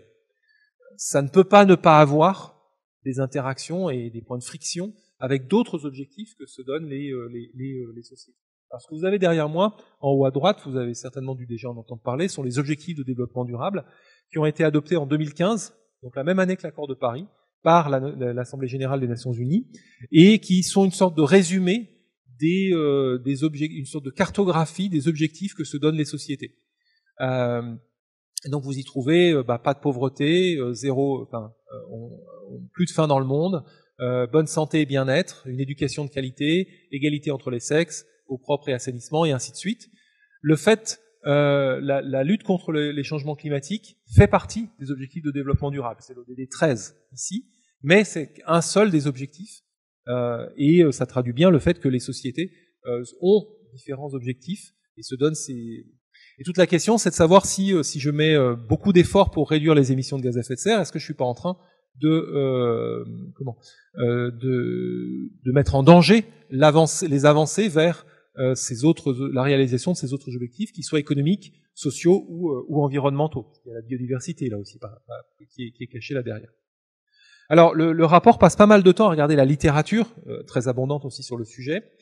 Ce qu'on montre d'abord, c'est que si vous accélérez pas l'action climatique, les risques associés au changement climatique mettent en danger les avancées sur l'ensemble de ces objectifs.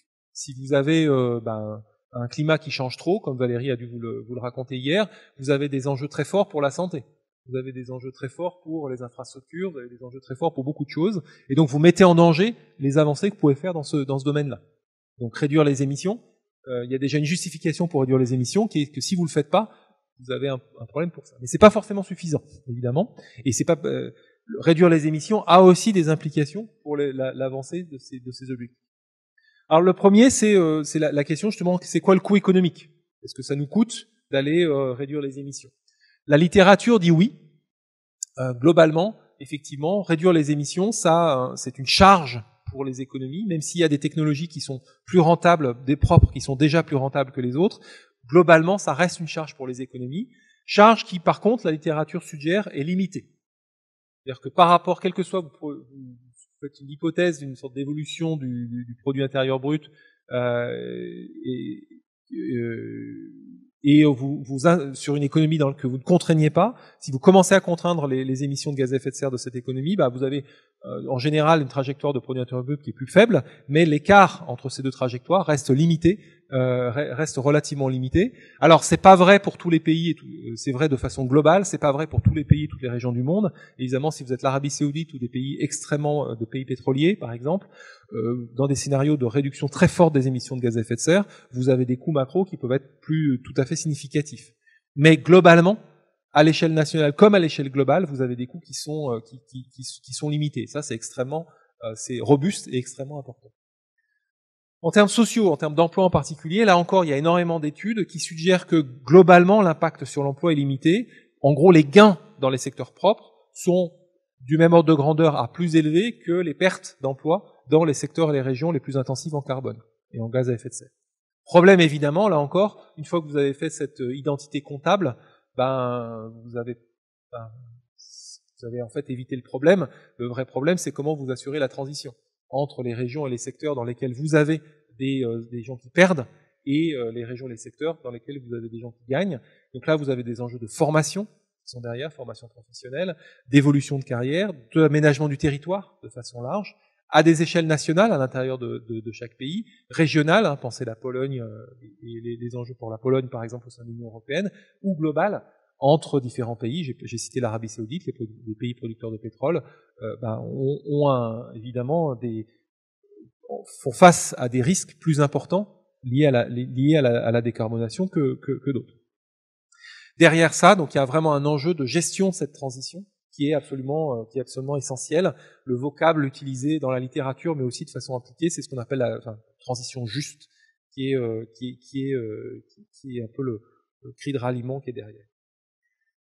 Alors là, j'ai insisté sur des frictions négatives entre guillemets. Il y a aussi des frictions plus positives, et il y a toute une littérature qui est résumée dans le chapitre 17 sur les interactions, sur comment la mise en œuvre de différentes options de réduction des émissions de gaz à effet de serre peut avoir des impacts sur ces autres ODD.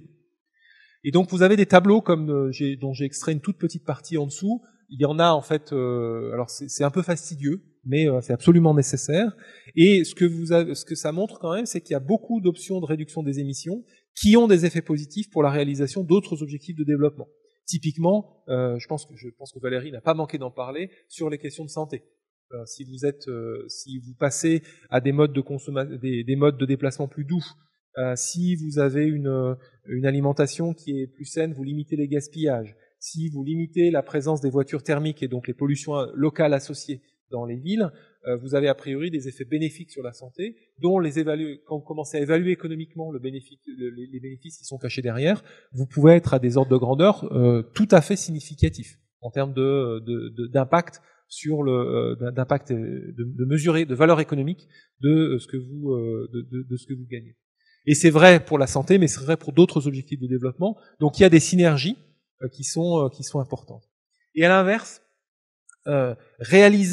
avancer dans la réalisation d'autres objectifs de développement peut aussi contribuer à la réduction des émissions, si c'est bien fait. Typiquement, si vous êtes, je vais parler de politique de logement tout à l'heure, le fait de pouvoir se loger de façon abordable et décente à proximité de son travail, ça fait partie des aspirations d'un très grand nombre de sociétés dans le monde. Ça n'a rien à voir avec le climat. Pourtant, si vous avancez dans cette direction-là, alors vous réduisez la demande en transport, alors vous rendez plus facile la possibilité de mettre en place des transports en commun ou des modes de transport doux, alors vous rendez plus facile le fait de réduire les émissions de gaz à effet de serre.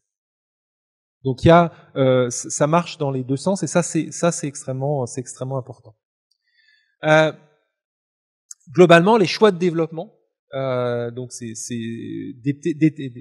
choix sur comment on se loge, comment on s'organise spatialement, quel type de développement économique on détermine, sont des déterminants forts des émissions de gaz à effet de serre, et changer les trajectoires de développement, peut rendre plus facile le fait de réduire les émissions et en même temps d'avancer vers d'autres objectifs que se donnent les sociétés. Je vais reprendre l'exemple de l'Arabie Saoudite. Ils ont un plan qui s'appelle Vision 2030, dans lequel ils essaient de sortir, une vision du pays dans lequel j'ai moins de dépendance au seul pétrole. Donc on va essayer de diversifier. Ils essaient de diversifier. Enfin, le plan consiste à diversifier la base économique pour être moins dépendant de ce qui se passe sur le marché du pétrole. C'est pas pris pour le changement climatique, évidemment, mais si ça c'est mais pour d'autres objectifs de développement, si c'est mis en œuvre, par contre, ça peut ça peut faciliter la réduction des émissions de gaz à effet de serre dans ce pays et à l'échelle globale. Donc pour conclure, le climat qu'on connaîtra dans l'avenir et les risques qui y sont associés dépendent de décisions qu'on prend maintenant. Et clairement, c'est le moment, on a les moyens d'agir. Agir comment ? Eh bien, dans les prochaines années, c'est l'éducation, Climate Literacy, c'est enclencher les transformations dont on a parlé, c'est résoudre cette question de besoin d'investissement. Et donc là, il y a des règles du jeu des incitations qui sont mises en place, avec un enjeu économique à agir rapidement.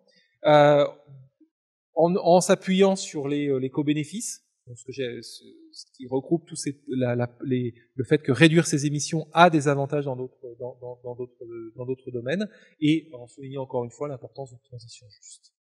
Merci.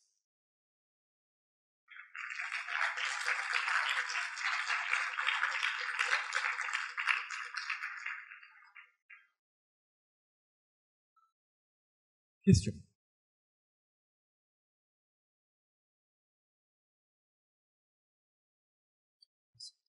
Merci. Il me semble que dans les barrières, il y a notamment le fait que pour sortir de l'énergie fossile, ça suppose finalement de rendre inopérant un certain nombre d'actifs dont les coûts totaux sont absolument gigantesques, hein, tout ce qui est lié à l'énergie fossile en termes d'extraction, de production, de raffinage, de transport.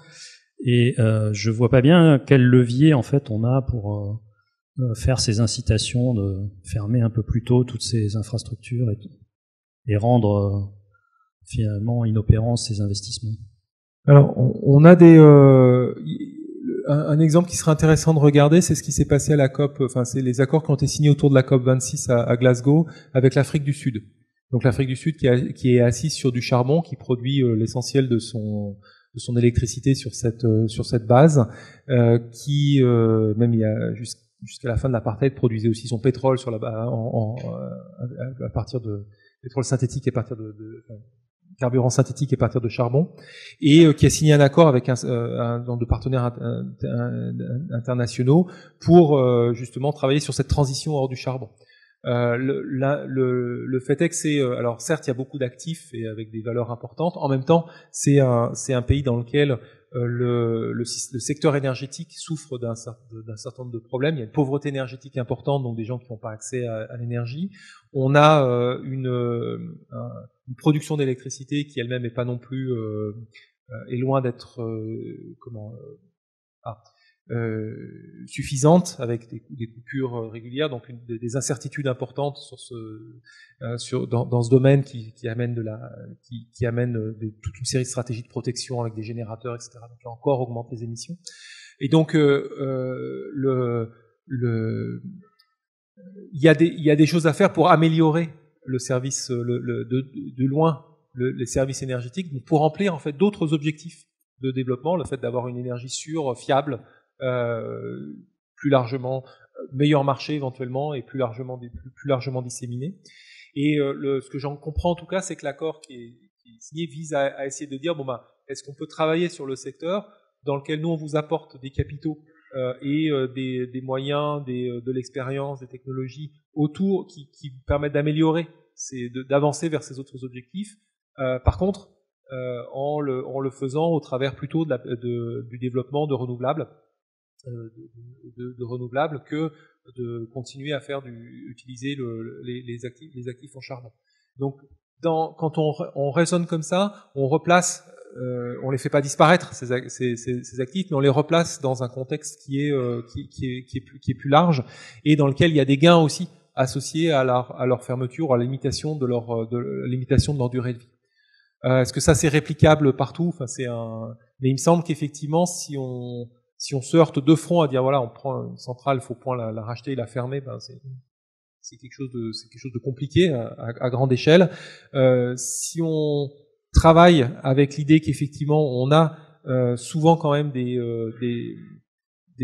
secteurs qui ont d'autres problèmes et qu'il y a des problèmes qu'on pourrait aider à régler, là il y a peut-être des voies de négociation qui sont plus faciles à trouver.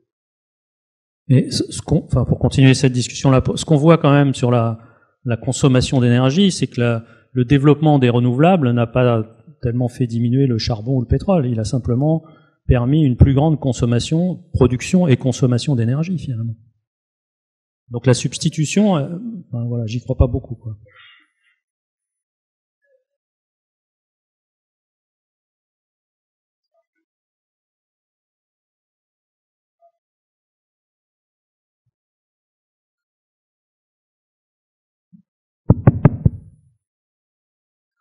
Alors, on a quand même, enfin,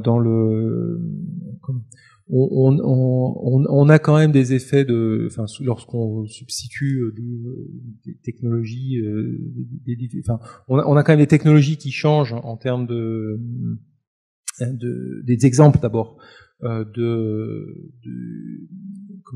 des cas dans lesquels les consommations d'énergie augmentent pas, et où la part des renouvelables, elle, augmente, et donc on a dans certains pays on observe ce genre de phénomène dans un certain nombre de pays quand même.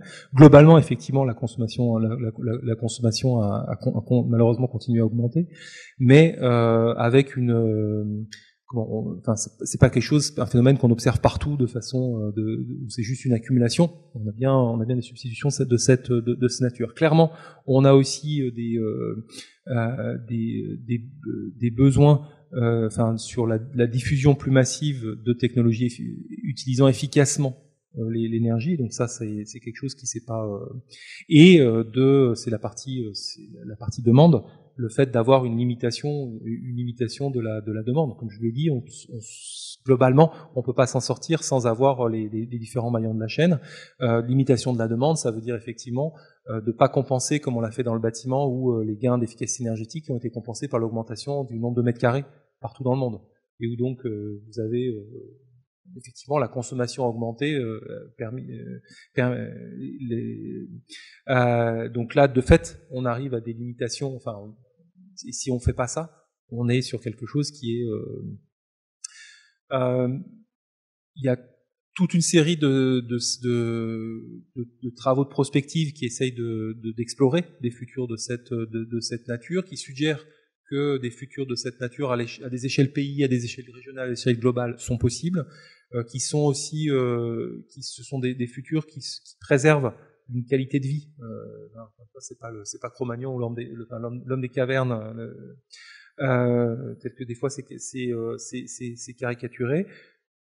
Ce sont des changements effectivement massifs par rapport aux tendances actuelles. Ça c'est indéniable, et c'est en ce sens que tout ce qu'on a raconté là représente un défi. Mais a priori, il n'y a rien qui est de l'ordre de l'impossible ou de la règle historique absolue qui ferait que les émissions continueraient à s'accumuler et qu'elles ne pourraient pas, la consommation d'énergie pourrait pas diminuer.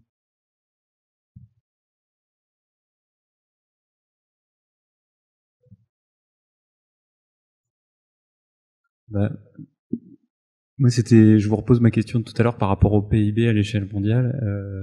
Est-ce que une décroissance s'impose? Alors ça c'est un point qui est c'est un point qui est pas d'abord, alors vous allez peu trouver d'éléments là-dedans. Il y a, parce que en fait la relation directe entre PIB d'un côté et émissions de l'autre, c'est aussi une relation qui est extrêmement, il y a tellement d'intermédiaires entre les deux. Déjà, le PIB, on sait en soi que c'est un indicateur qui est un indicateur imparfait, qui représente une partie de la façon dont fonctionne le système économique. Puis en plus derrière, la relation PIB, lorsque vous commencez à faire des études économétriques qui essaient de relier PIB et émissions, vous n'avez pas de choses très robustes, ni dans un sens ni dans l'autre d'ailleurs. Ce qui veut dire que vous avez ni l'idée que automatiquement, lorsque vous devenez riche, les émissions décroissent, ni le fait que forcément vous êtes, si le PIB augmente, vous avez une augmentation indéfinie de vos émissions. Fondamentalement, je pense que la question, elle est pas à ce niveau agrégé là, mais elle est au niveau des modes de production, de consommation et des modes de vie. De l'organisation de l'espace, donc vraiment la façon dont précisément on change notre façon de consommer, nos organisations sociales, et vers des mondes bas carbone. Ensuite, est-ce que le PIB dans ces mondes-là, si je refais le calcul de l'indicateur, sera plus ou moins élevé que le PIB aujourd'hui? À la limite, ça m'importe peu. Est-ce qu'on peut imaginer des mondes dans lesquels effectivement on a une empreinte carbone plus faible et dans lesquels on a une qualité de vie qui reste acceptable et qui se développe?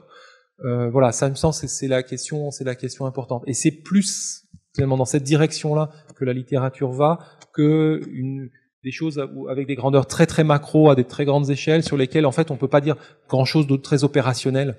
sur comment on fait pour découpler ou pas. Clairement, ça veut dire effectivement, quand on parle quand même de baisse de la consommation, quand je parle de moins de transport, ça veut dire qu'il y a un certain nombre par exemple de consommation que qu'on pourrait mettre dans l'ordre du gaspillage, ou en tout cas dans l'ordre du luxe, comme mes collègues chinois diraient, dont il va falloir, qui vont coûter beaucoup plus cher et donc il va falloir limiter. Oui, ce genre de choses. Mais dire ensuite c'est un PIB qui monte ou un PIB qui descend, enfin, j'avoue que je sais même pas ce que ça pourrait mettre dans les scénarios en question. Je pense qu'on s'est obligé de clore là, peut-être très rapidement. Oui, ma question a un peu un rapport avec ce qu'il a posé, mais j'aimerais connaître ma curiosité. Comme les scientifiques du GIEC ont rencontré les décideurs, donc quel pourcentage parmi eux qui ont accepté de réduire au lieu de compenser, par exemple, au lieu de compenser les émissions, essaient de faire. Parce que les riches vont peut-être rester dans leur confort et accepter de payer au lieu de réduire les émissions. Et en plus, j'ai eu une autre question un peu comique. Sur quel point les climato-sceptiques ont raison? Bon, je suis d'accord avec les scientifiques du GIEC, mais j'aimerais savoir sur quel point les climato-sceptiques ont raison, que vous peut-être estimez qu'ils ont raison. Merci. Alors, je répondrai pas à la deuxième parce que moi je suis pas climatologue, donc je sais qu'il y a des gens, donc j'ai pas de, je comprends en tout cas mes collègues climatologues accordent pas beaucoup de crédit au point au climato-scepticisme par rapport à ce qu'on sait aujourd'hui. Mais je vais pas répondre en tant que scientifique puisque c'est pas mon rayon. Sur votre première question sur les réactions des politiques, je peux pas vous donner un pourcentage parce que évidemment j'ai eu la chance de rencontrer quelques. Alors ce que je peux dire quand même, c'est plusieurs choses. L'accès. Et ça, pour avoir été auteur du 4e et du 5e rapport, donc le premier est sorti en 2007, le deuxième en 2014, la réception de ce rapport-ci est sans aucune commune mesure avec la réception du 4e et du 5e. Bon, les précédents avaient fait un petit peu de bruit, mais rien de plus. Là, on est dans quelque chose, il est sorti en avril, on est en septembre, je suis encore en train de faire des conférences sur le sujet, et je suis encore en train de parler à des décideurs sur le sujet, y compris au niveau, on a eu la chance de parler à la ministre de l'Environnement avant qu'elle ne parte, au niveau des cabinets ministériels, j'étais à une formation où il y avait 150 hauts cadres de l'État, enfin, d'abord, on en rencontre beaucoup plus. Et je pense que c'est vrai de mes collègues dans les autres pays, c'est pas juste en France. 2, je pense qu'il y a il y a quand même une prise de conscience globalement sur l'idée qu'il faut faire quelque chose. Et que ce quelque chose, c'est pas juste d'aller payer pour compenser par ailleurs. Il y a quand même cette. Alors, c'est un réflexe qui est pas vrai partout. J'ai pu voir des conférences justement où il y avait la forêt qui était là, qui parlait beaucoup de compensation. Évidemment, les forestiers étaient intéressés parce que ça leur permettait de recevoir des crédits parce que, comme vous l'avez vu tout à l'heure, il y a besoin de ressources pour financer les forêts. Malgré tout, là, il y a ce que je disais précédemment, il y a un peu un risque sur le fait qu'on ait trop. On compense plutôt que faire les efforts pour réduire. Un point au passage, c'est que des fois, ça peut être aussi on va pousser les acteurs à réduire leurs émissions très vite, et ils sont pas en capacité de le faire. Et s'ils sont pas en capacité de le faire, s'ils veulent quand même obtenir leurs objectifs, eh ben ils vont les compenser parce qu'ils peuvent pas faire autrement. Alors ça leur coûte extrêmement. Il faut aussi des fois faire attention à ce genre de choses où en imposant un rythme trop élevé à certaines catégories d'acteurs, vous les poussez finalement dans les bras de la compensation plutôt que de prendre le temps de préparer bien leurs efforts chez eux. C'est pas vrai pour tout le monde, mais c'est quand même une parenthèse à ça. 3e point, peut-être qui est aussi important, c'est sur cette question de réception, c'est les différences à l'échelle internationale et l'importance de ce que j'ai dit sur les autres objectifs de développement. On a une vision des fois, ça c'est très bien quand vous êtes au GIEC parce que vous êtes avec des gens de tous les pays du monde. Il y a une vision très européenne quand même où il y a des mouvements forts pour la réduction des émissions, beaucoup d'enthousiasme, d'énergie sur ces sujets-là, et l'idée que bah voilà, il faut agir franchement. L'Europe quand même très en avant sur ce sujet-là. Hein. Quand vous parlez avec mon collègue sud-africain, il m'expliquait, ben moi, je suis incapable de parler de changement climatique avec mes décideurs. Pas parce que ça les intéresse pas, mais c'est parce que le vrai sujet des politiques en Afrique du Sud, c'est d'abord la sortie de la pauvreté. C'est l'un des pays avec les plus grandes inégalités dans le monde, et dans lequel l'enjeu majeur social central, c'est d'arriver à réduire un petit peu ces inégalités criantes. Donc, ce qui m'explique, c'est que il va parler de pauvreté, de sortie de la pauvreté. Et puis après, il dit, bon ben écoutez, comment est-ce qu'on peut avancer dans cette direction-là, éventuellement en faisant les choses proprement et en réduisant les émissions. Peut-être que réduire les émissions, ça permet aussi d'avancer vers cette direction-là. Ce qui était dit précédemment là sur la réponse que j'ai essayé de faire sur justement l'énergie sur l'énergie dans ce pays.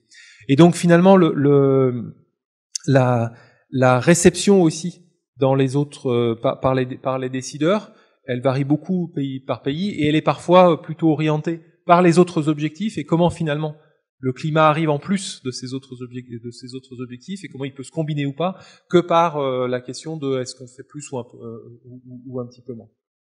Enfin, ça, je pense que c'est vraiment important et c'est vrai que c'est éclairant quand vous travaillez dans des institutions, dans des groupements internationaux comme ça, de voir la différence de perception même du sujet qu'on peut avoir dans les différents pays du monde.